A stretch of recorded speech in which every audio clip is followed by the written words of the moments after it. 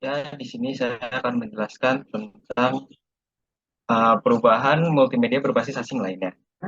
Salah satu contohnya yang pertama adalah Canvas Global Communication Corp yang ada di Kanada. Canvas adalah salah satu penyiar swasta terbesar di Kanada. Canvas Global awalnya dimulai pada tahun 1970-an sebagai jaringan televisi nasional ketiga yang disebut dengan Global Television. Sejak saat itu berkembang menjadi kegiatan produksi kabel serta film dan televisi. Dan lagi, Canvas memainkan peran penting. Canvas memiliki kepentingan di film AS atau Amerika Serikat melalui Seven Arc International Division dan baru-baru ini menyelesaikan perjanjian internet dengan Internet Broadcasting System atau IBS yang berbasis di Minnesota. Usaha patungan antara Canvas dengan IBS ini akan mengizinkan perluasan jaringan situs berita dan informasi berbasis internet di seluruh Amerika Utara. Selanjutnya ada WTV. WTV adalah jaringan televisi global yang menggunakan pendekatan komersial dan penyiaran publik. Ini berusaha untuk menggabungkan pendanaan publik dan swasta untuk menjadikan pasar global sebagai layanan televisi alternatif. Sebagian tujuannya adalah untuk memperbaiki representasi yang kurang dari negara-negara pinggiran dan untuk mengimbangi overexposure program-program negara inti pada jaringan televisi komersial yang bersaing. Pemrograman reguler dimulai pada tahun Oktober 1996. Berbagai lembaga internasional yang berkepentingan dengan pembangunan ekonomi telah membantu pembuatan WTV. Pemrograman tersebut terutama berasal dari produser independen, agensi pengembangan, dan berbagai stasiun afiliasi. PBB juga telah menjadi sponsor program ini. Jumlah program dalam bahasa Spanyol, tetapi layanan utamanya dalam bahasa Inggris. Sampel dari 50 negara mitra menandatangani perjanjian afiliasi untuk membawa WTV adalah Argentina, Brasil, Kanada, Kuba, Jamaika, Meksiko, Peru, Uganda, Amerika Serikat, dan Zimbabwe. Selanjutnya ada APTN atau Jaringan Televisi Rakyat Aborigin. Jaringan APTN diluncurkan pada tahun 1999 sebagai sarana untuk mempromosikan citra dan pesan positif tentang penduduk asli dan gaya hidup penduduk asli. Jadwalnya mencakup program anak-anak, pendidikan, dan budaya serta berita peristiwa terkini dan program politik. Sebagian besar pemrograman diproduksi, ditulis, dan dikelola oleh profesional media keturunan aborigin. APTN adalah contoh eh, nyata dari komunikasi pembangunan. Tujuan dari jaringan ini adalah untuk menyajikan pesan prososial dan proaktif atas nama komunitas aborigin sebagai alternatif dari jaringan jaringan TV arus utama tradisional yang dikelola hampir seluruhnya oleh personal non-aborigin. Selanjutnya ada Grupo Televisia yang berasal dari Meksiko. Uh, Akar kerajaan dari keluarga dari Azcárraga berasal dari era radio. Emilio Azcárraga Milmo memulai karir medianya dengan stasiun radio XXU AM di Mexico City selama tahun 1940-an. Keluarga Azcárraga ini kemudian memiliki stasiun tersebut. Pada tahun 1972, keluarga Azcárraga membentuk jaringan televisi raksasa yang bernama Televisia dengan menggabungkan dua perusahaan televisi lainnya. Secara keseluruhan, Grupo Televisia adalah konglomerat konglomerat media uh, berbahasa Spanyol terbesar di dunia. Televisia telah meluncurkan saluran baru termasuk Concession Financiera yang menyiarkan berita bisnis dari studio di Mexico City, Buenos Aires, Madrid, dan New York. Sekitar 60% pendapatan Grupo Televisia berasal dari aktivitas televisi. Divisi penerbitan menyumbang 20%. Dengan persentase pertumbuhan media Spanyol di Amerika Serikat dan Eropa. Kerajaan Azcárraga berkembang dengan harapan dapat bersaing dengan perusahaan Disney dan Sony.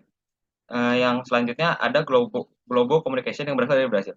Globo adalah raksasa multimedia dengan jaringan televisi, surat kabar, majalah, dan buku, radio, film, serta sistem kabel internet dan rekaman. Minat televisi perusahaan ini menarik lebih dari 60% pemirsa Brazil dan merupakan jaringan televisi terbesar di Amerika Latin. Perusahaan ini memiliki secara pribadi oleh keluarga Marinho dan mengakumulasi hutang yang sangat besar selama tahun 1900-an, 1990-an. Mereka mampu mengrestrukturisasi hutang mereka sebesar 1,3 miliar US dollar pada akhir tahun 2004 dan terhindar dari kebangkrutan. Secara historis, para petugas Marino memiliki hubungan dekat dengan para penguasa politik Brazil. Selanjutnya akan dibacakan oleh Gila. Baik, terima kasih Fahmi. Lalu kita punya Cisneros Group di sini yang berasal dari Venezuela. Nah, Cisneros Group ini didirikan pada tahun 1929 oleh keluarga Gustavo Cisneros. Nah, perusahaan Cisneros Group ini memiliki ambisi untuk meluaskan pasarnya di Eropa dan Amerika melalui high quality video dan audio entertainment. Salah satu produk yang dimiliki oleh Cisneros Group adalah Galavision, yakni sebuah saluran TV berbayar yang menawarkan 11 genre film yang berbeda. Nah, Cisneros ini juga memiliki kantor yang bernama Venevision International yang bertanggung jawab untuk menyebarkan produk-produk Cisneros ke 100 negara yang tersebar di 5 benua, dan produk-produk ini sudah ditranslasi atau sudah diterjemahkan ke lebih dari 20 bahasa. Nah, setelah Cisneros, kita memiliki Sony, yang dibangun di Jepang pada tahun 1946 dengan nama Tokyo Telecommunication Engineering Corporation, sebelum akhirnya berubah nama menjadi Sony di tahun 1958. Nah, Sony ini memiliki ambisi untuk menciptakan pasar teknologi komunikasi baru, dan hal ini dimulai dengan perilisan produk pertama Sony, yaitu tape recorder pada tahun 1950.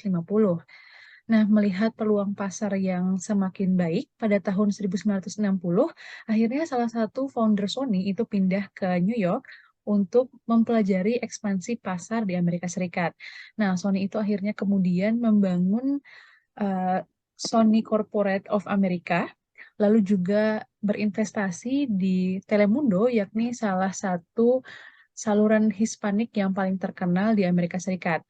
Nah, sampai sekarang Sony ini masih eksis dan terus mengembangkan produk-produknya, yaitu high quality audio visual seperti TV digital atau kamera atau satelit digital dan produk multimedia yang berbasis internet.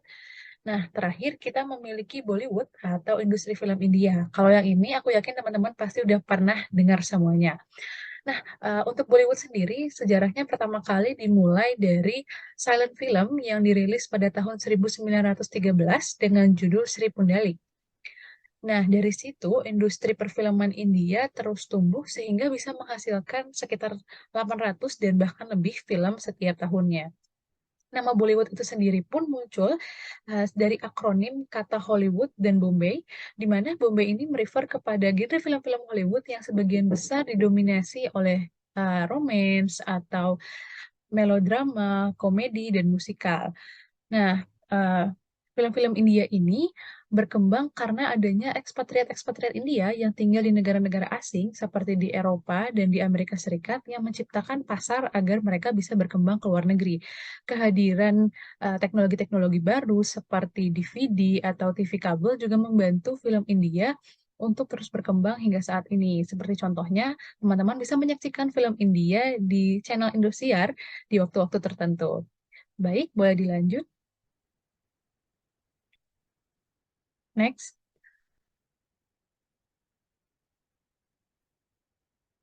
Nah, baik. Eh, Teman-teman, sekian dari presentasi kelompok 4. Apabila rekan-rekan memiliki pertanyaan yang ingin ditanyakan, rekan-rekan boleh langsung menanyakan pertanyaannya di kolom komentar. Sekian dari presentasi kelompok kami. Lebih dan kurang kami mohon maaf, kepada Allah kami mohon ampun. Terima kasih. Wassalamualaikum warahmatullahi wabarakatuh.